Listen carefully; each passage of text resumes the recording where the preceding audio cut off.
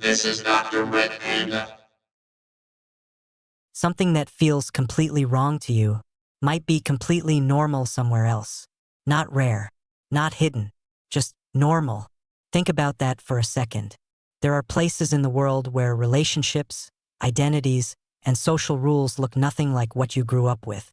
And yet, nobody questions them. So why do you? Is it really about right and wrong, or just what you're used to? Because once you start looking at it this way, something uncomfortable begins to happen. The line between normal and unthinkable starts to blur. I'm Dr. Red Panda, and today we're diving into why some cultures accept what others can't even imagine. What feels wrong isn't everywhere. Something that feels completely wrong to you might not feel wrong everywhere.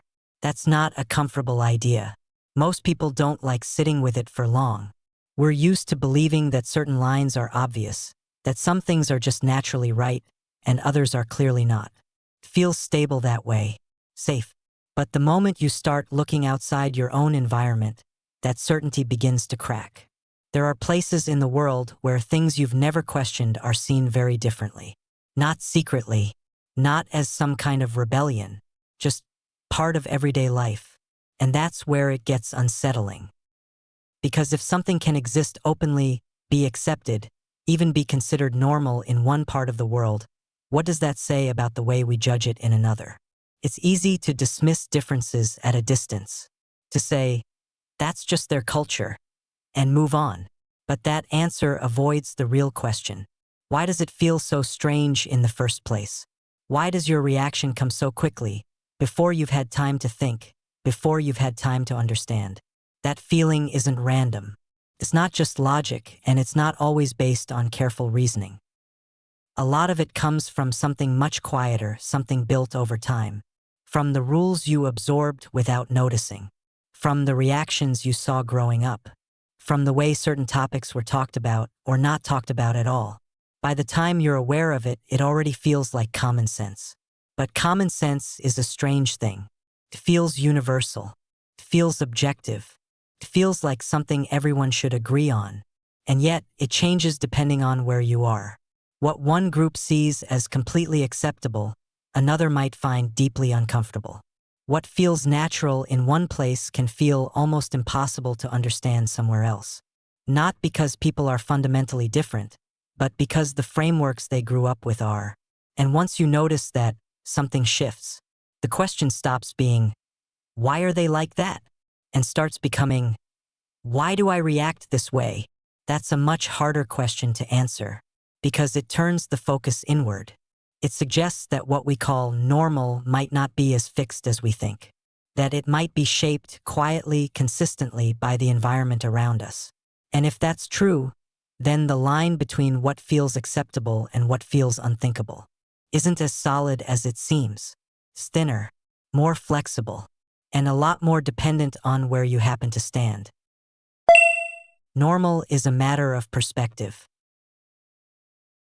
Once you start to question where your sense of normal comes from, a pattern begins to appear. What feels natural to you is often just what you've seen the most. What feels uncomfortable is usually what you haven't. That sounds simple, but it has powerful consequences. Because it means that many of the reactions we trust the most, the immediate ones, the instinctive ones, aren't neutral.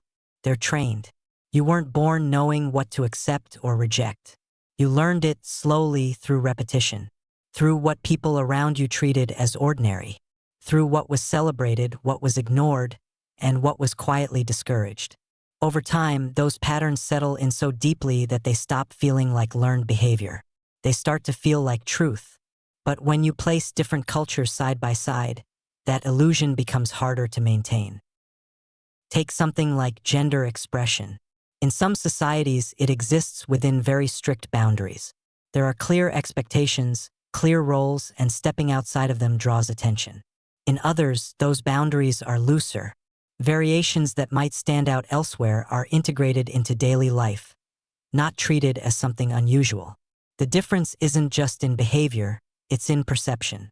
One group sees deviation, another sees diversity. Neither experience feels constructed from the inside. Both feel like reality. Or consider relationships. Across history, what people consider acceptable has shifted dramatically. Forms of connection that were once common have later been rejected, while others that were once taboo have gradually become normalized. These changes don't happen because human nature suddenly rewrites itself. They happen because the surrounding framework changes: laws, beliefs, social pressures, shared narratives. And as that framework shifts, so does the emotional reaction. What once felt shocking begins to feel familiar. What once felt natural can start to feel outdated. If you look closely, you'll notice that this process is still happening now. Ideas that were controversial not long ago are becoming more widely accepted. At the same time, certain behaviors that were once overlooked are now questioned more openly. It's not a straight line. It's a constant adjustment.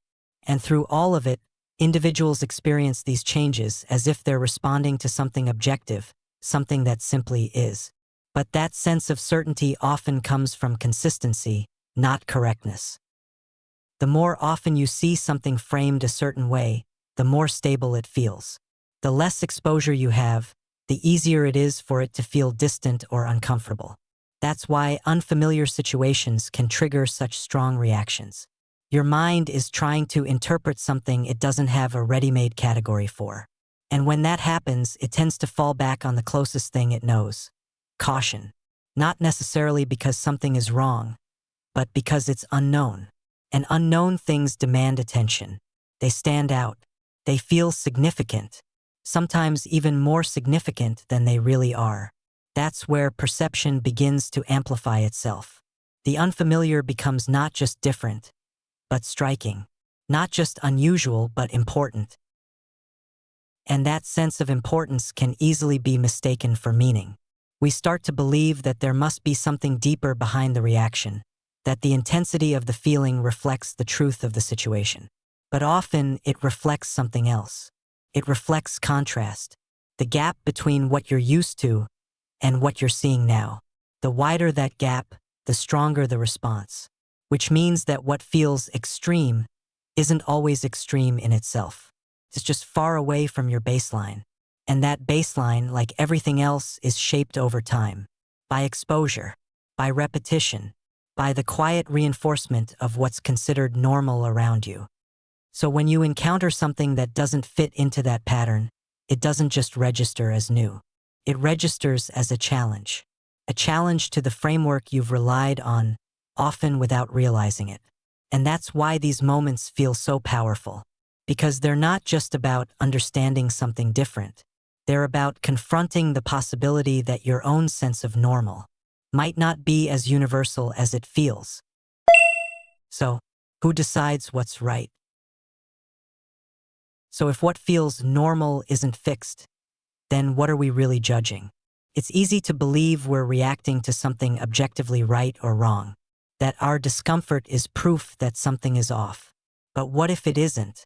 What if that reaction is simply the result of contrast? The distance between what you're used to and what you're seeing? Because here's the uncomfortable part. Every culture, every society draws its own lines. And from the inside, those lines feel absolute. They don't feel like opinions. They feel like reality. Which means somewhere else, someone might be looking at your norms with the same confusion or even the same judgment. Not because they're trying to be critical, but because to them it genuinely feels strange. That realization shifts the question. It's no longer just, why are they like that? It becomes, why does this feel so certain to me? And once you start asking that, things get more complicated. Because it forces you to separate two things that usually feel the same: what you've learned and what you believe. Those aren't always identical. Some of what feels obvious might just be familiar. Some of what feels uncomfortable might just be unfamiliar. And that doesn't automatically make either side right or wrong. It just means the boundary isn't as clear as it seems. That doesn't mean every difference should be accepted without question. It doesn't mean all perspectives are equal in every situation. But it does mean this: the confidence we feel about what's normal often comes from repetition, not reflection. From exposure, not examination. And when you realize that, something changes. You become a little more aware of your own reactions, a little more curious about where they come from, and maybe a little less certain that your perspective is the only one that makes sense. So the next time you come across something that feels completely unthinkable, instead of pushing it away immediately, pause for a second. Ask yourself, is this actually wrong? Or is it just different from what I'm used to? That question doesn't always have an easy answer, but it's a powerful place to start. I'm Dr. Panda, and I'm curious, what's something that felt completely strange to you at first, but later started to make more sense? Let me know in the comments. I want to hear your perspective. And that's a wrap for this episode of the video. I'm Dr. Panda. If you found this video helpful, don't forget to subscribe and give it a thumbs up. Until next time, take care.